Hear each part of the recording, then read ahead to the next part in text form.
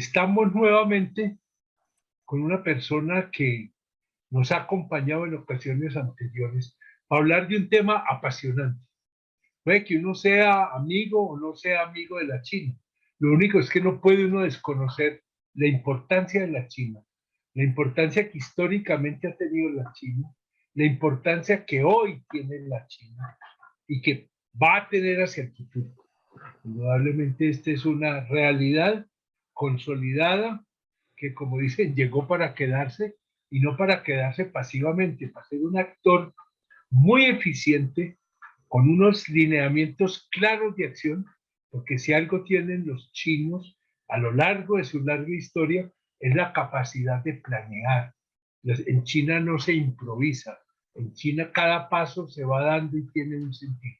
Bueno, toda esta presentación es Guillermo Puyana, abogado muy distinguido y presidente de la Asociación Colombo-China. Conoce muy bien la China, es un poco un conocimiento inclusive por herencia. El papá fue diplomático en China y es evidente que Guillermo lleva a la China de alguna manera en el alma, la siente, la entiende, la acompaña.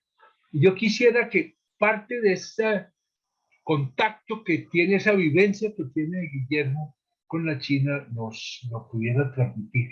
La primera pregunta hacia el Rompis es, esta China de hoy, esta China que se inicia con Deng Xiaoping, es la misma China que en el año 49 triunfa en la revolución con Mao Zedong en la cabeza. Ahí hay una continuidad. De alguna manera aquí se están desarrollando postulados y planteamientos básicos que llevaron a Mao Zedong a librar esa batalla.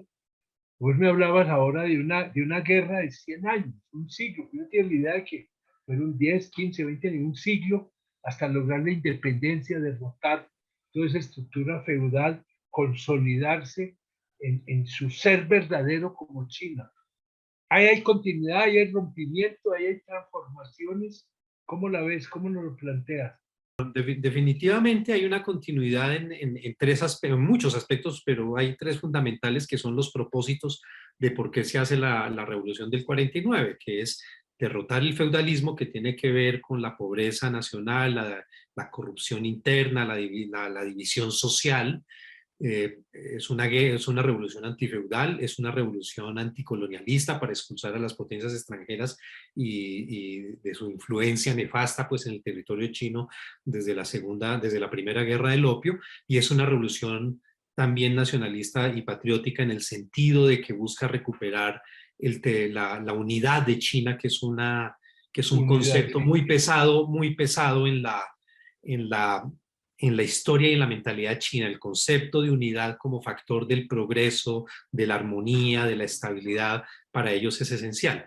Entonces, Deng Xiaoping lo que hace es que actualiza a 1980 las herramientas teóricas y las herramientas institucionales para buscar esos tres propósitos, que es ser poderosa, ser fuerte y ser independiente, ¿no?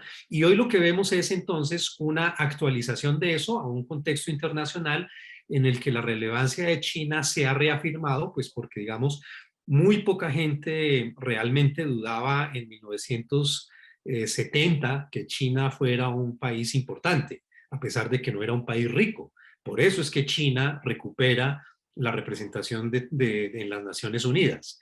Y es por eso porque en 1972, vamos a cumplir 50 años de esa visita, Nixon va a China con Kissinger. Y en el avión de regreso a Washington, Nixon escribe, empieza un diario, o en su diario está anotando, y lo que dice es, esta semana cambió el mundo, ¿no? Y entonces hay un continuum que además tiene que ver no solo con los valores tradicionales chinos, estos que han llevado a que China sea el único imperio antiguo que sobrevive hoy como civilización y como sociedad, digamos, las estructuras culturales y políticas del antiguo Egipto, Persia o Roma no existen. China sí. Están en los museos. ¿No? Leen lo mismo, tienen la misma historia, hablan igual. Los egipcios no escriben lo mismo. Entonces, parte de eso, de ese continuum desde 1949 hasta acá, tiene que ver con las bases de su fundamento político, que es un país socialista dirigido por un partido comunista basado en una alianza de Frente Unido que busca la independencia, la soberanía y la prosperidad de todos los chinos bajo ese compromiso. Es decir, es un país en el que el marxismo sigue siendo la herramienta teórica fundamental para proyectar su desarrollo. Y si uno quiere hablar de continuum, pues no hay que ver sino lo que fue la celebración del centenario del Partido Comunista de China el 1 de julio del año pasado. Terminó con toda la plaza Tiananmen y la tribuna, pues con todo el liderazgo de los chinos y una cantidad de invitados internacionales cantando la internacional, ¿no? Y una cosa pues que en el resto del mundo, inclusive entre los movimientos liberales, progresistas y pseudosocialistas que hay por todas partes, pues es un anacronismo. Para los chinos no.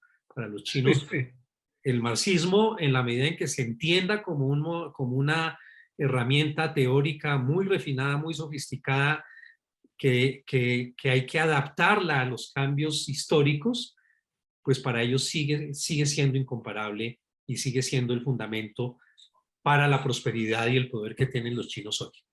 Es que fíjate que ahí cuando hablas de la continuidad, digamos, y la vigencia del pensamiento marxista en la China, se me viene a la mente una cuestión, no sé hasta dónde eso podría ser una de las características de ese ser chino como sociedad, como cultura, como Estado, y es de poder garantizar continuidad y cambios para preservar esa continuidad o actualización de la continuidad, porque Sí. no es una continuidad fosilizada, no es una continuidad congelada, porque si no hubiera acabado como pieza de museo, como todas las culturas que tú mencionabas, que fueron contemporáneas de la China y hoy no quedan sino los restos y digamos, los testimonios que son pieza de museo. En cambio, la China es una cultura viva, una cultura dinámica, una cultura que está plenamente presente y actuante en el mundo contemporáneo. Ahí ese factor de cambio y continuidad que me parece que es apasionante, ¿no? Sí, sí. Y por eso es que los chinos el año pasado produjeron una cantidad de textos, de documentos, de discursos cuyo valor teórico todos los movimientos políticos y las sociedades deberían estudiarlo, porque pone de presente una vez más una cosa que los chinos siempre han reclamado y que muy pocas personas en Occidente han logrado entender. Vamos, Kissinger es uno de los que entiende, Aylan Peyrefid es otro de los que entiende, es este punto que te voy a explicar. Y es que China no se puede explicar a partir de los modelos dogmáticos de nada, de absolutamente nada. Entonces, para ellos, siendo que el problema mundial del desarrollo sigue teniendo que ver con un problema de apropiación de la riqueza generada por el trabajo, que es el manifiesto comunista, los elementos que la componen o que la explican han cambiado diametralmente. Y una de las cosas que cambian es la caracterización de qué es la clase obrera. Ya realmente no son los obreros industriales, sino los yuppies ligados a la industria del conocimiento, ¿no? Pero el problema del desarrollo en el mundo sigue siendo un problema caracterizado por una altísima concentración entre países, una altísima concentración de sociedades, y eso necesariamente incide en que entonces en esas sociedades hay explotación, necesariamente, ¿no? Así la forma de la pobreza haya cambiado, eso sigue siendo un problema del mundo. Y cuando un país logra, como parte de su programa político y de desarrollo social, a través del socialismo, arrebatarle a la pobreza 800 millones de seres, el mundo debería pensar si es acertado o fue acertado que los movimientos de izquierda y progresistas que en los 80 juzgaron muy duramente a Deng Xiaoping y a los chinos como traidores del socialismo, no deberían más bien sentarse a repasar sus notas y un poquito a entender qué es lo que los chinos están diciendo, porque como te digo, hay varios pronunciamientos. Hay una resolución sobre que reflexiona sobre el papel del Partido Comunista en los últimos 40 años, el discurso sobre la fundación del Partido Comunista por parte de Xi Jinping, un documento sobre cooperación internacional de la nueva era. La nueva era es un concepto que gravita en todos los documentos que están produciendo los chinos, que son muy interesantes. Y esa nueva era es una nueva era en la que surgen varios elementos que hay que saber interpretar para ver cómo es el mundo actual y el papel de China, de Estados Unidos, de África y de América Latina en este momento. Y esa nueva era es una era en la que China ya es un actor relevante, que es más fácil darle vuelta al tiempo a negar eso. No tiene ningún sentido negarlo, no tenía sentido en el 71, no tenía sentido en el 80 ni en el 2000, mucho menos ahora. Una nueva era en la que los países que surgieron de los procesos anticolonialistas en Asia y África, pues muchos se han enriquecido, pero definitivamente son cientos de países que representan sus propios intereses internacionales. Una nueva era en la que hay un proceso de globalización en la que ya no es posible los hegemones y se necesitan para los problemas globales herramientas teóricas y prácticas, una política internacional de nueva era en la que se diseñen formas de cooperación internacional para enfrentar los problemas globales como el cambio climático, dado que el modelo de desarrollo de todos los países, inclusive China, necesariamente tiene que incluir las consideraciones ambientales y lo que pasa en China debe incluir eso. Y en ese contexto, pues América Latina tiene una caracterización muy diferente a lo que teníamos en el 70 y en el 50 y hace mucho tiempo atrás, en gran parte gracias a que América Latina ha diversificado sus relaciones internacionales tanto en lo político como en lo económico y lo cultural, profundizando la relación con China y teniendo hoy relaciones más equitativas con varias potencias y no solo con una, y eso se ha traducido en que América Latina se ha vuelto más independiente sin lucha armada, sencillamente porque la situación internacional y la presencia de China en América Latina la ha llevado hoy allá. Entonces hoy ya en países como Brasil, en países de Centroamérica, ya los Estados Unidos no pueden llegar a dar cartilla. Ellos piensan en sus propios intereses nacionales y saber si a Nicaragua le conviene o no tener honor a una relación X con China o mantenerla con Taiwán porque Estados Unidos lo pide. Si te das cuenta, entonces, esa percepción de la nueva era en China es muy interesante entenderla y profundizar en el conocimiento, porque lo que uno ve es que China está proponiéndole al mundo unas reglas de gobernanza internacional muy sofisticadas y muy difícil que países acostumbrados al modelo hegemónico bipolar o unipolar que venía prevaleciendo acepten. Sí. Y ahí es donde surgen los puntos de fricción con los Estados Unidos. Fíjate que ahí lo que estás planteando me parece que es apasionante y yo me atrevo a decir, pues salvo para especialistas muy desconocidos, ¿sí? Muy desconocido y hay que tenerlo claro porque esto va a marcar en buena medida el rumbo que está tomando el mundo y que continuará hacia adelante. Y yo veo ahí tres elementos que me parece que son fundamentales. Y tal vez uno de ellos lo tocábamos en nuestra conversación anterior de hace como un año. Y es que en el fondo China no le interesa, no tiene esa visión imperialista de controlar, de poder, de dominar, de invadir, sino que lo que le interesa es que la respeten, respetar su autonomía, respetar sus territorios, respetar sus independencias. Y uno ve que los conflictos internacionales de China básicamente son conflictos en torno a recuperar ella territorios, culturas, sociedades que considera que hacen parte del cuerpo chino, el caso de Taiwán, el caso de Hong Kong, bueno, hay varios, pero el Tíbet, pero básicamente ellos lo que están diciendo es, no me interesa pelear, me interesa recuperar, me interesa recuperar.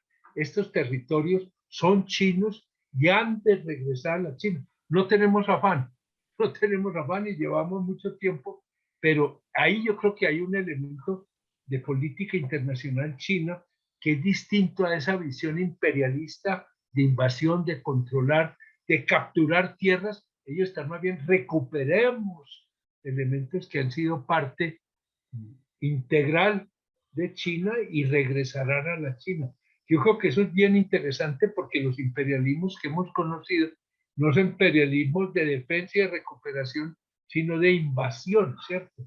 En segundo lugar, clave el tema ambiental, porque China es de los grandes contaminadores hoy y está jugado a ser allí, así como ha sido gran contaminador, sea hoy en día una de las grandes fuerzas de toda esta transición energética que se está viviendo. Y lo tercero, que es interesante, vos tal vez no me lo comentabas, hoy en día uno todavía tiene la idea que el centro principal de interés de China está hacia el África. No es que haya perdido interés en África, pero sí ha aparecido con mucha fuerza América Latina. Una América Latina a donde China está haciendo presencia con toda su ofensiva, su estrategia comercial, económica, de cooperación, y que implica que se le metió al famoso patio trasero de Estados Unidos.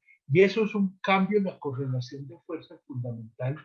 Y yo creo que le abre unas enormes posibilidades a la China y a América Latina.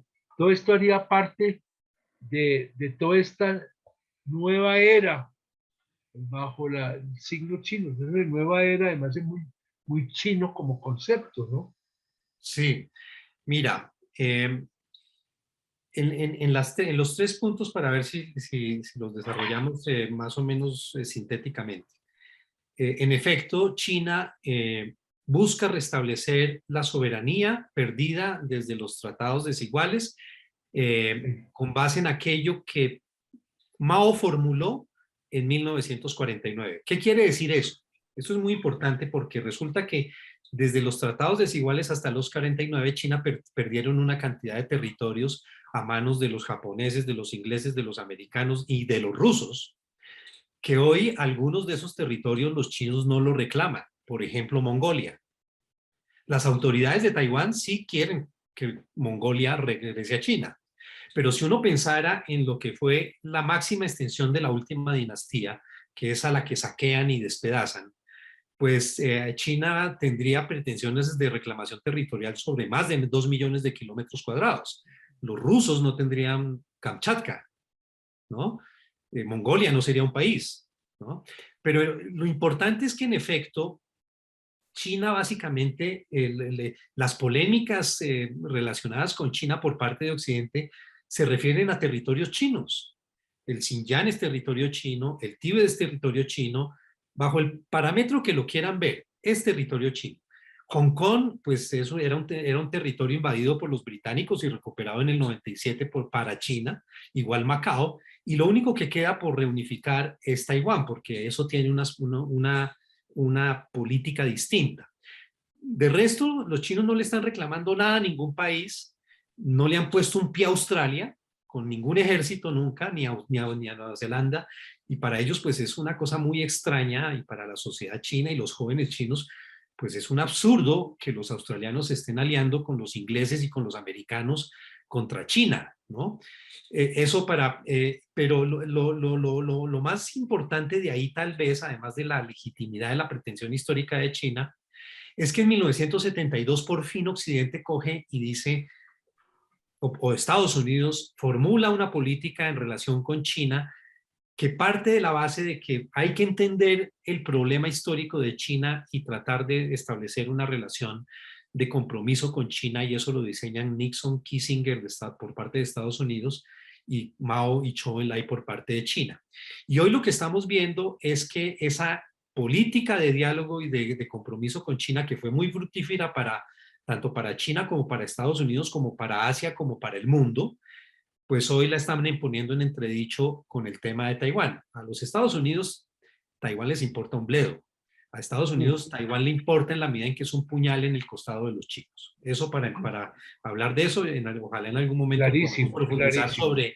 sobre el tema de la importancia de lo que ha sido la relación China-Estados Unidos para ambos países y para el mundo. En relación con medio ambiente, en efecto, China bajo ciertas circunstancias podría ser es el país con mayor emisión de gases de invernadero, pero ahí es donde viene entonces el concepto de la política internacional de nueva era relacionada para el medio ambiente, y uno tiene que ver cuál fue el discurso que mandó Xi Jinping a la conferencia en Glasgow. ¿Qué dice eso? Dice, para ver cómo nos relacionamos con el mundo en los problemas globales, nosotros proponemos varios principios. El primer principio es, todos deben comprometerse a respetar los acuerdos internacionales de medio ambiente. Segundo principio, además hay que comprometerse a ejecutarlos, porque tú decías, China es una gran planificadora, pero también es una gran ejecutora. Y yo diría, Sí. no, yo diría más que todo, sobre todo es una gran ejecutora. Entonces los chinos saben que Occidente es muy bueno para hablar, pero poquito para hacer, ¿no? En ese tipo de cosas como migración, pobreza, medio ambiente. Y los chinos dicen, y por último, vamos a basarnos en las relaciones internacionales en dos principios. Primero, buscar la verdad en los hechos, que es un principio muy maoísta, o basarse en la ciencia. No digamos acá cosas que suenan muy estruendosas, dicen los chinos, sino miremos los hechos de verdad y ya vamos a ver hacia dónde va eso. Y el segundo es, en la solución de los problemas globales, los países deben tener responsabilidades comunes, pero diferenciadas, ¿no? Entonces, claro, China es un país que es el que más emite partículas de invernadero, pero resulta que China, en favor de su propio desarrollo, pero también en beneficio de los Estados Unidos y de las potencias occidentales, fue la gran receptora de una cosa que se denomina el outsourcing de la contaminación, ¿no? ¿Por qué? Porque China ofrecía ventajas comparativas en mano de obra, en recursos, y una cantidad de industrias contaminantes de Japón, de Hong Kong, de Estados Unidos y Europa, fueron a China a hacer sus producciones industriales, y por eso es que los chinos dicen que cuando uno mira el problema de las emisiones, ya no desde el punto de las emisiones netas, sino desde el punto de vista del per cápita respecto del PIB, ¿no? La situación le da muy distinta. ¿Por qué? Porque, claro, China se volvió en un gran emisor de partículas de carbono para poder adaptarse a una estrategia internacional que era que correspondía a los intereses de todo el mundo. Haber convertido a China en la fábrica del mundo no solo le sirvió a los chinos, también le sirvió a Estados Unidos. Entonces, para los chinos dicen, eso no es científico. No es científico andar diciendo que los que tenemos que responder principalmente somos los países en desarrollo donde se han ido las fábricas, porque mañana se las van a cobrar a India, a Pakistán, a Sri Lanka, a Bangladesh, a Vietnam, a México o a Colombia, ¿no? Y no tenemos la capacidad de hacerlo porque es que resulta que el gran problema, perciben los chinos hoy, de las emisiones de gases de invernadero está muy ligado a los patrones de consumo, ¿no? Entonces los chinos dicen, nosotros queremos ir hacia otro lado, o sea, hacia una economía verde. En ese direccionamiento empiezan a haber fricciones porque a los Estados Unidos no le gusta mucho que un país que es digamos, un gran consumidor de ciertas cosas norteamericanas, productos agrícolas, por ejemplo, empiece a calificar su consumo porque su población lo demanda, pero además porque los chinos saben que al ir hacia allá van a inducir una mayor tecnología en todo, y eso les va a permitir ir más rápidamente hacia una economía basada en la calidad, en la tecnología y digamos, ambientalmente más sostenible. Y por último, el tema de América Latina, pues claro, América Latina viene siendo un punto de fricción, y empiezan los Estados Unidos a generar una cantidad de mitos y de lugares comunes alrededor de que los chinos lo que van a hacer es poner unas cláusulas en los empréstitos, etcétera, etcétera. Y acá se habla pues de que los Estados Unidos está perdiendo su patio trasero en relación con China. Yo no veo eso así. Yo creo que los chinos Sí, no ven a América Latina como el patio trasero de ellos en reemplazo de Estados Unidos, sino que ellos ven a América Latina como el jardín del frente de una relación próspera con China. Y sí, también es cierto que por muchas razones América Latina ya en términos de comercio está superando a África con China, ¿no? ¿Por qué los chinos tienen una política muy generosa y muy flexible y de mucho acercamiento con África, que no quiere decir que no la tengan con América Latina? Porque los chinos acompañaron el proceso anticolonialista en África. Hay una identidad histórica entre los países africanos y China, y fueron los países africanos y asiáticos que se liberaron entre los 50 y los 60 los que llevaron a China a recuperar la representación en las Naciones Unidas. Eso no pasó con América Latina, Guillermo, se nos acabó el tiempo. desafortunadamente. Pero lo que vos y yo hablamos el otro día, este sí como las buenas telenovelas continuará. Tenemos por Bueno, lo menos otras 2 sesiones que tenemos que hacer porque el tema es apasionante, tú lo manejas muy bien y es un tema complejo, un tema desafiante. Muchas gracias y próximos días continuamos. Muchas bueno, gracias, muchas Guillermo. gracias y aquí siempre listo a Yo tener sé que estas sí, yo sé apasionantes que sí. charlas contigo.